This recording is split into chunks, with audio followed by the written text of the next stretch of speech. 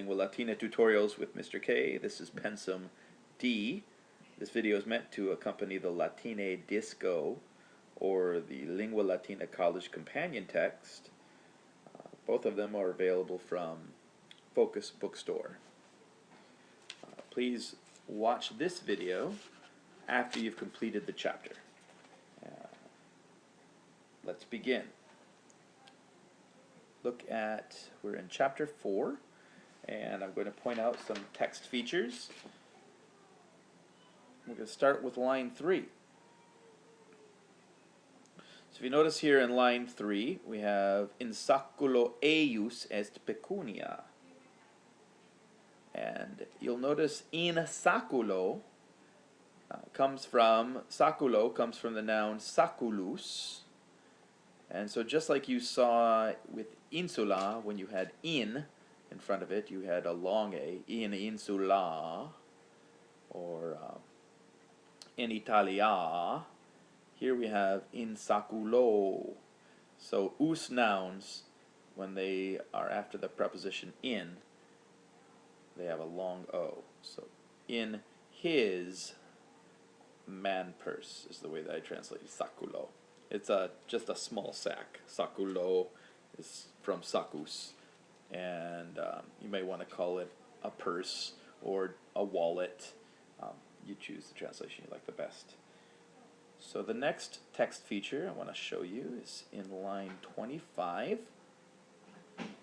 Here we have 3 different forms of Davis. We have dawum, dawe, and dawus, and this is a great example of 3 different cases of the noun Davis. We have dawum, which is accusative, singular, masculine. Remember that a noun has 3 characteristics: case, number, and gender. And we're going to be adding new cases each chapter that you're learning until you get to the 5 main cases, and then a couple of occasional cases that show up. And here we have the accusative, singular, masculine of Davis. Why is it accusative? It's accusative because it's receiving the action of wokat.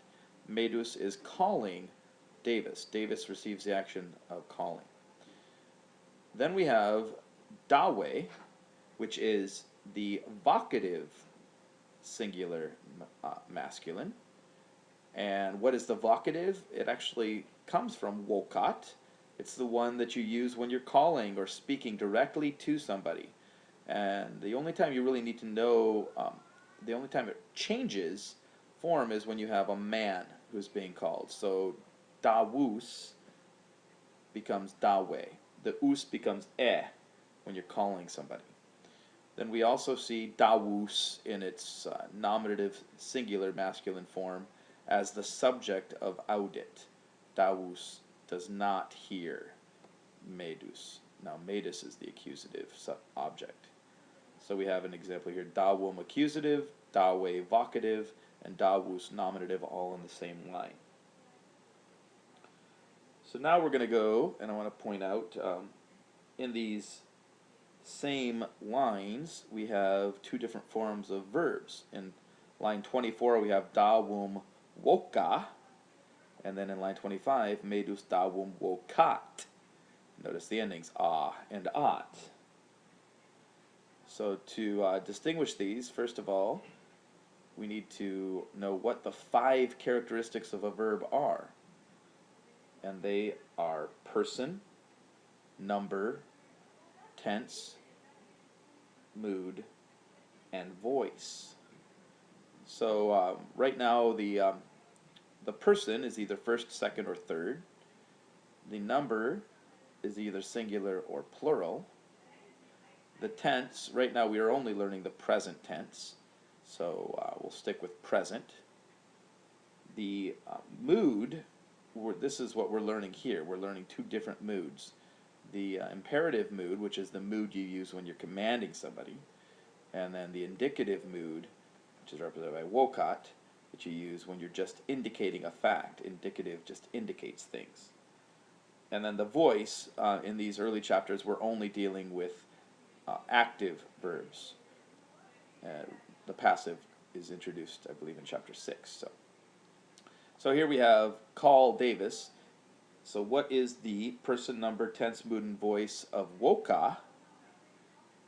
It is second person, because you're saying you, talking to you. You call Davis.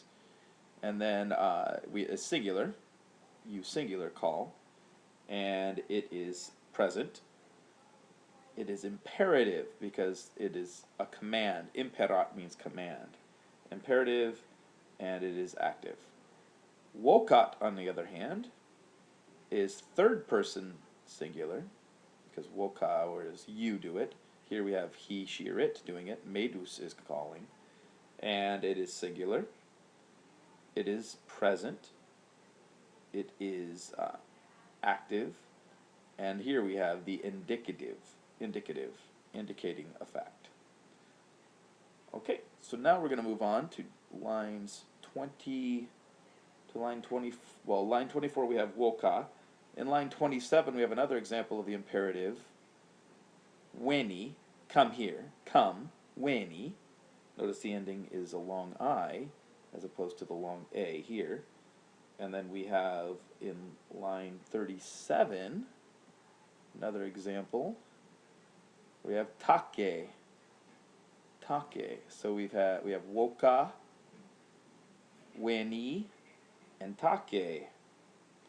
And you'll see also in line 60 another example, I believe, of pone, place.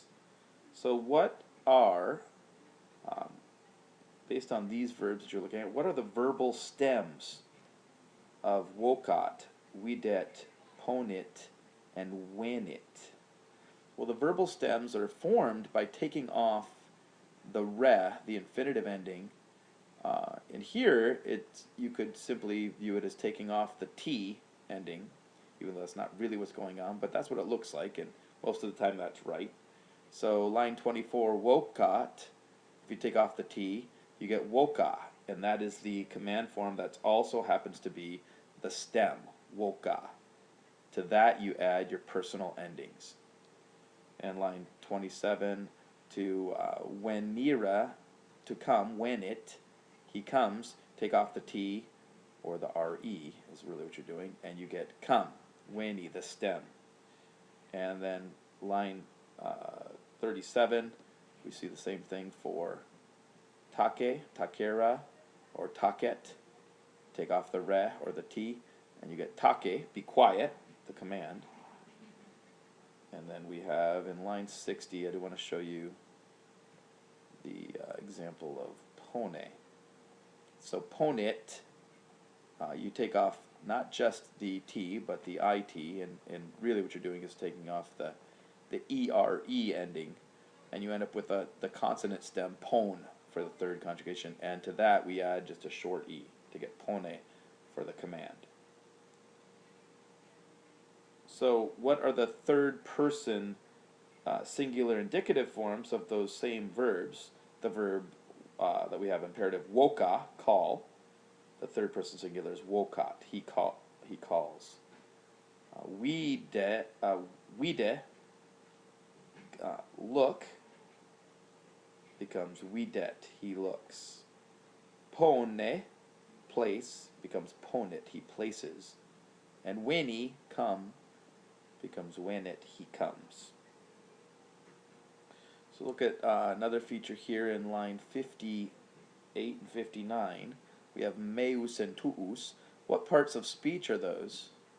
Well, these are possessive pronouns. They're adjectival, in that they'll match the noun they're with. So saculus tuus, but if it were your island, it would be insula tua. And saculus meus, my man purse.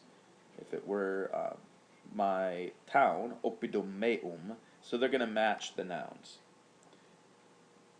In line 61, I want you to see the difference between eius and suus.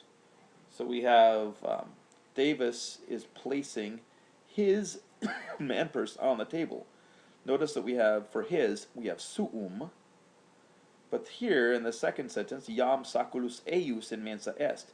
Now his man purse is on the table. Why do we have two different forms of his, suum and eius? Well, the main difference here is when his refers to the subject. So Davis places his own man purse on the table. Then we use suusaum, the adjective form. When the subject is not the subject of his, so now the money sack or the man purse, sakulus, is the subject. Now his man purse is on the table. So we have his is not referring to the subject. The subject is sakulus, so his is eius. So in other words, eius, his, is used when you do not have, when it's not referring to the subject of the sentence.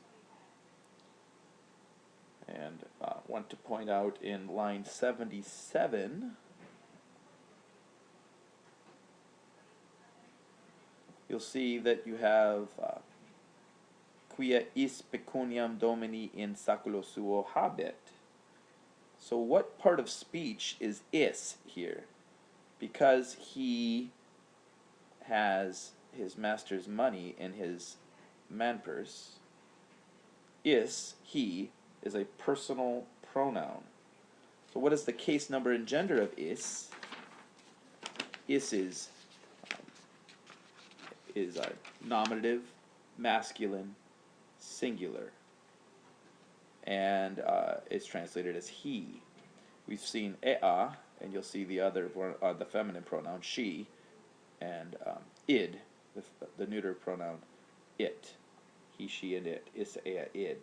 So how do you form the genitive of he? How do you say of him or his? Well, we just saw that in the last example. Eius, his. And then how do you do the accusative of him or he, which is him? And to do that, we use eum. So is, he, eius, of him, eum, him. But look at line 85 and notice that we have Amelia saying, Medus non respondet quia abest. Medus does not reply because, and here we're missing is, because is gone. We have to insert because he is gone to make sense of this. So when can the personal pronoun be left out and when is it used? It's only used in cases where it needs to show emphasis. Most of the time it's going to be absent. We can't do that in English, so we have to insert the personal pronoun, and you'll find yourself in translations doing it all the time. So Medus does not reply because, and we have to insert he is gone. If we said is abest, we'd really be emphasizing the is here. So that's the end of the textual features for this chapter, and I bid you all a fond farewell, feliciter to all of you.